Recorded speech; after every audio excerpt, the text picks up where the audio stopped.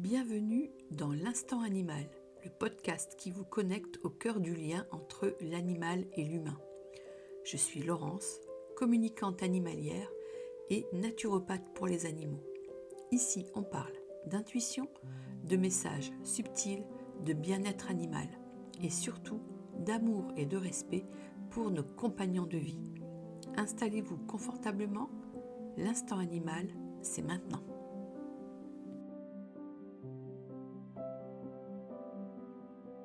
Aujourd'hui, j'ai envie de te parler d'un sujet dont on parle encore peu et qui pourtant peut changer la vie de tellement d'animaux. On va parler des micro-organismes.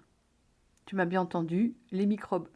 Mais attention, pas ceux qui vont rendre malade ton animal, ceux qui vont au contraire l'aider à se réparer, ceux qui vont l'aider à se rééquilibrer.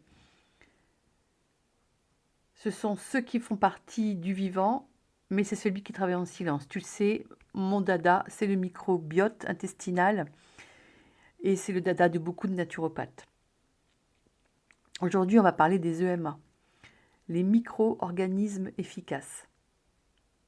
Et je te promets quelque chose, si tu ne connaissais pas encore, en fait, ça va te bouleverser, je l'espère tellement, parce que moi, ça m'a bouleversée dès que j'ai compris comment ça fonctionnait. Alors, installe-toi, respire et viens avec moi, on va parler des EMA. Mais avant d'en parler, on va d'abord parler du terrain. Et ça, c'est le dada de tous les naturopathes. J'ai vraiment envie de commencer par là parce que comprendre les EMA sans comprendre le terrain, c'est passer à côté de l'essentiel. Si tu le sais, dans mes accompagnements en naturopathie animale, c'est souvent de ça dont je parle.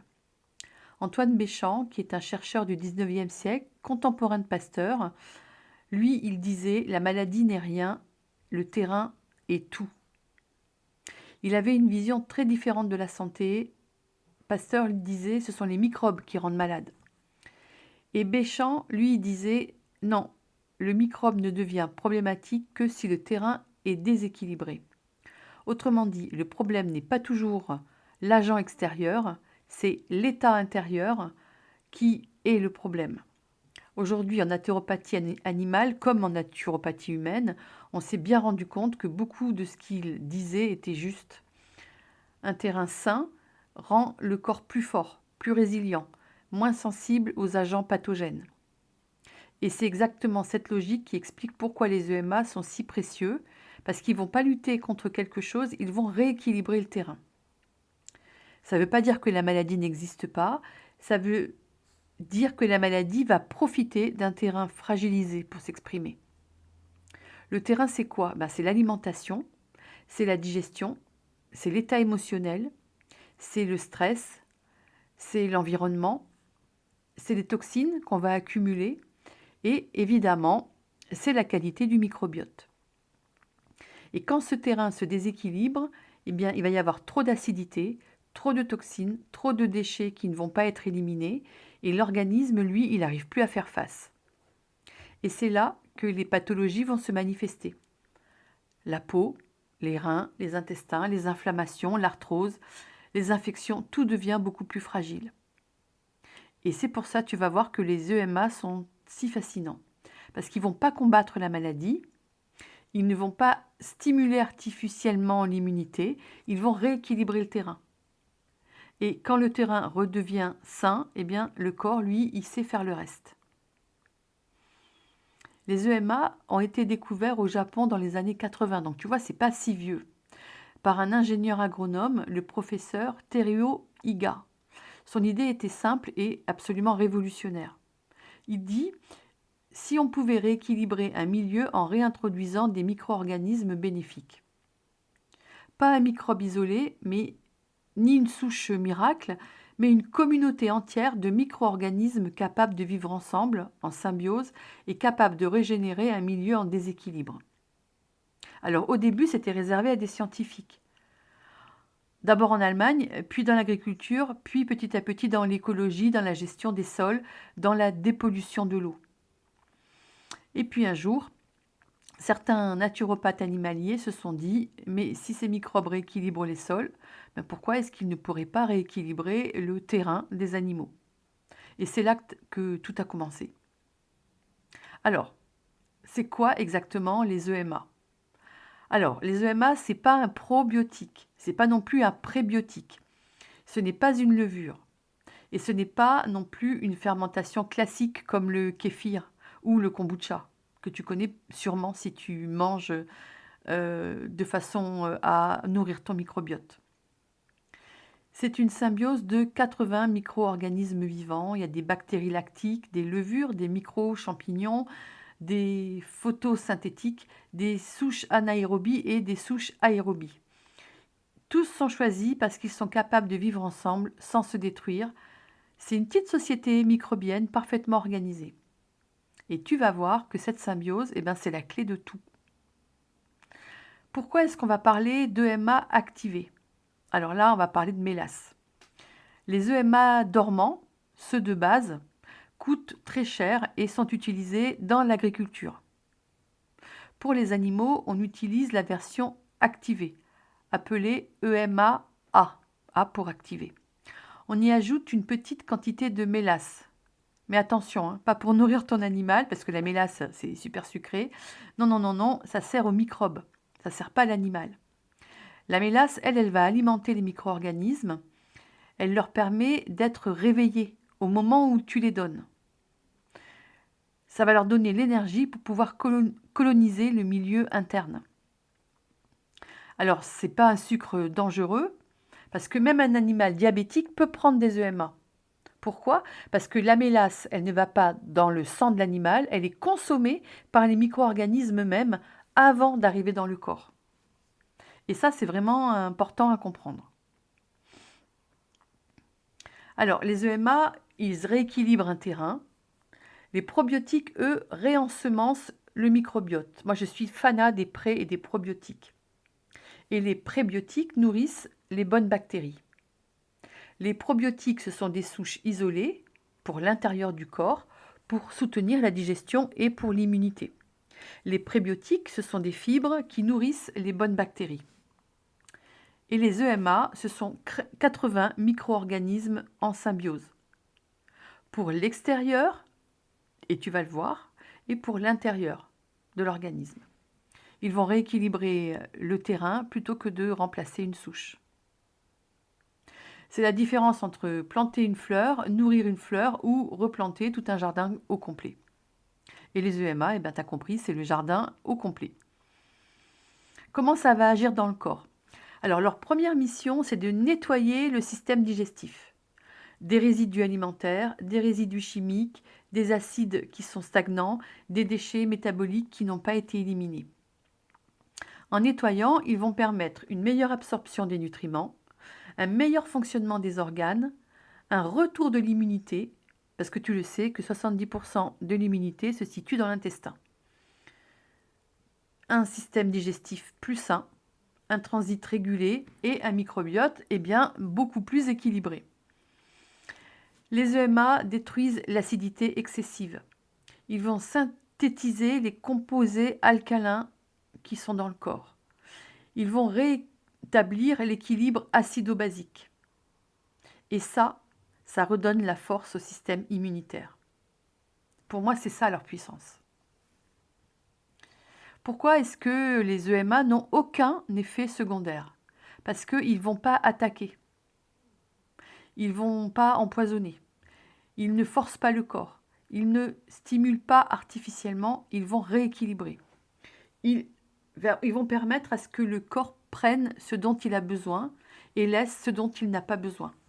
Et il n'y a absolument aucun surdosage possible. Alors, pourquoi les EMA sont utilisés dans autant de pathologies? Parce qu'ils agissent sur le terrain, ça tu l'as compris. Et quand tu répares le terrain, les symptômes vont s'apaiser.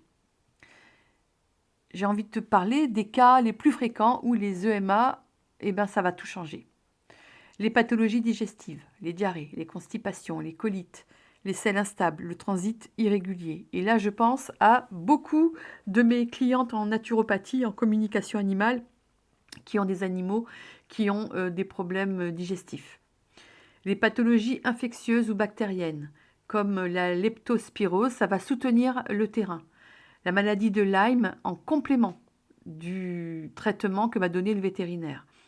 Les abcès, les dermatoses qui sont bactériennes et pas les dermatoses fongiques, parce qu'on va rajouter, si on utilise les EMA sur une dermatose fongique, eh bien c'est un peu comme si on venait mettre de la levure sur de la levure, et ça c'est pas bon, il ne faut pas le faire. Les pathologies inflammatoires comme les otites, comme les dermatites, comme les cystites, comme les pancréatites, comme les arthrites et comme la mycie. Attention, jamais en phase aiguë pour la mycie. Alors tu as entendu, hein, tous ces petits mots en it, c'est toujours tout ce qui est inflammatoire. Pour les animaux qui sont vieux ou qui vieillissent, pour l'arthrose, pour la fatigue chronique, pour la perte de vitalité, pour l'immunité qui est en baisse. Les EMA ne guérissent pas le cancer, attention, c'est pas du tout ce que j'ai dit, mais par contre, ça peut freiner l'évolution, ça peut améliorer l'énergie, ça peut nettoyer le terrain, ça peut soutenir les organes et ça peut améliorer la qualité de vie d'un animal qui a un cancer. Alors avec les EMA, il y a des erreurs qu'il ne faut surtout pas faire. Pour que les EMA fonctionnent, il faut respecter leur nature. Ce sont des micro-organismes vivants. Alors, on ne va jamais les mettre dans de l'eau comme ça, parce qu'au bout de 15 minutes, ils sont morts. On ne va pas les mettre dans une gamelle préparée à l'avance et qu'on va avoir mise au frigo, par exemple. Ou qu'on va, si on réhydrate, par exemple, les croquettes, eh bien, on ne va pas non plus mettre l'EMA directement dans la période où on réhydrate les croquettes de ces animaux. On ne va pas non plus les mettre près d'une source de chaleur, que ce soit un radiateur ou le soleil, parce que c'est fragile et ça va les tuer. On ne va pas non plus les mettre en même temps que des antibiotiques. Si l'animal prend des antibiotiques, on va attendre 5 à 6 heures pour donner les EMA, parce que sinon, les antibiotiques, vous le savez, j'en ai déjà parlé, et j'en parle sur mes réseaux, ça tue le microbiote. Donc, jamais en même temps. On va réensemencer ou on va redonner de la vitalité au système digestif en mettant les EMA à distance de la prise des antibiotiques. Donc, on va toujours les donner pendant le repas, au moment du repas, au dernier moment et du coup sans attendre. Alors, j'ai envie de vous parler un petit peu de la posologie et puis des cures. Pour un animal en bonne santé, on peut lui donner entre 0,5 à 1 ml par kilo et par jour. Pour un animal qui est âgé ou qui est fragilisé, on va donner 1 ml par kilo et par jour. Pour un animal qui a une pathologie installée, on va donner entre 2 à 3 ml par kilo et par jour, ou qui est vieux et vieillissant. Donc pathologie installée, je pense à l'arthrose notamment. Les cures, la première cure, c'est 6 mois minimum. Et puis ensuite, on va faire 2 cures de 3 mois par an. Et pour un animal qui est malade ou qui est vieux, c'est tous les jours, toute l'année, tout le temps. C'est pas un médicament, les EMA. Ça travaille sur le terrain. Ça, je pense que tu l'as compris. On peut aussi l'utiliser en usage externe. Sur la peau, c'est incroyable. On peut l'utiliser sur les abcès, sur les plaies, sur les dermatoses bactériennes, mais pas fongiques. La Malassezia, c'est une levure, ça c'est une dermatose à Malassezia. C'est une levure qui est naturellement présente sur la peau des animaux, mais parfois elle se met à proliférer et à créer de fortes inflammations, des démangeaisons, des plaques rouges, une odeur très très forte. Dans ce cas-là, on va éviter les EMA en usage externe parce qu'ils vont contenir eux aussi des levures qui sont bénéfiques, d'accord, mais qui ne sont pas adaptées quand on a déjà une prolifération fongique. Du coup, là, on va privilégier un accompagnement vétérinaire et on va travailler sur le terrain digestif et inflammatoire. Sur les mammites, sur les irritations chroniques, et là, du coup, on va l'utiliser en pulvérisation ou en compresse. Voilà cet épisode sur les EMA. Moi, j'avais envie vraiment de t'en parler parce que ça, en fait, on parle de quelque chose qui est vivant, microscopique et qu'on ne voit pas. C'est pas un produit miracle, c'est pas non plus une lubie. Pour moi, c'est un outil. C'est comme un pilier dans l'accompagnement naturopathique. C'est vraiment une façon de prendre soin du terrain. Parce que le terrain, vous le savez, j'arrête pas de vous le dire, c'est la base de tout. C'est notre premier cerveau. Oui, parce qu'avant d'être des mammifères, on était des systèmes digestifs. Si tu sens du coup que ton animal a besoin d'être soutenu, d'être apaisé, d'être rééquilibré, s'il y a quelque chose qui coince depuis longtemps, si tu veux l'aider à retrouver un terrain qui soit sain, eh bien, les EMA, c'est un allié qui peut vraiment être magnifique. Et si tu souhaites que je puisse t'aider par rapport à ça, eh bien, n'hésite pas à me retrouver, à venir en parler avec moi. Tu me trouveras sur Instagram, sur Facebook et sur mon site internet. Merci d'avoir partagé cet instant animal avec moi. Si cet épisode vous a touché, pensez à le partager, à vous abonner ou à laisser un petit commentaire pour faire rayonner ce message. N'oubliez pas les étoiles sur votre meilleure plateforme de podcast. Retrouvez-moi sur Instagram, sur Facebook ou sur mon site internet pour découvrir mes accompagnements et entrer en conversation avec moi. Et d'ici là, prenez soin de vous et de vos animaux et continuez d'écouter ce que le cœur a à vous dire.